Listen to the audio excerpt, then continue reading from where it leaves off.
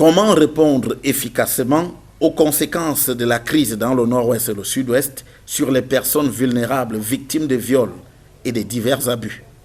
La société civile, via l'ONG Sigilaire, a choisi d'y répondre en réunissant les parties prenantes pour une réflexion approfondie sur cette problématique. Nous avons réuni les acteurs, les médecins, les magistrats, les procureurs, les présidents, et les OPJ, les affaires sociales et puis la société civile, les avocats.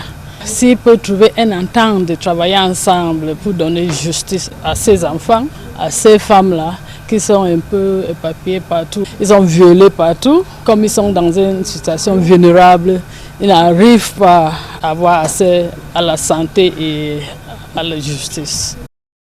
Qu'est-ce que notre système de santé prévoit pour faciliter le droit d'accès à la santé à cette population-là, concernée par les déplacements internes? Il est également question de voir, lorsqu'elles sont victimes de ces violences, quelle est la réaction des officiers de police judiciaire, quelle est la réaction des acteurs judiciaires, les médecins aussi qui doivent établir les certificats médicaux légaux. Si une réelle volonté est ainsi manifestée pour faire bouger les lignes, les écueils, eux, entravent encore cet engagement.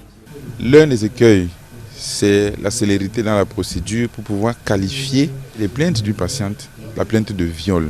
Les faits doivent être caractérisés par le procureur pour que nous puissions, sur le plan légal, poser un acte médical. Et c'est là que se trouve le problème.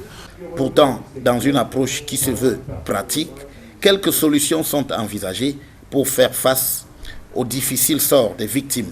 Il est question que les acteurs du système judiciaire, dont les officiers de police judiciaire, les magistrats, collaborent avec nous pour les questions d'accompagnement juridique et de représentation juridique de certaines cibles qui n'ont pas les moyens de se procurer un avocat, étant donné que la question d'avocat commis d'office a encore des difficultés dans son application parce qu'on n'a pas toujours accès à un avocat commis d'office dès le début de la procédure, par exemple au niveau de l'enquête préliminaire.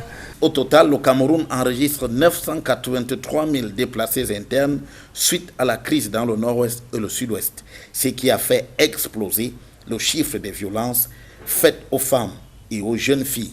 Il faut donc y apporter des réponses plutôt urgentes.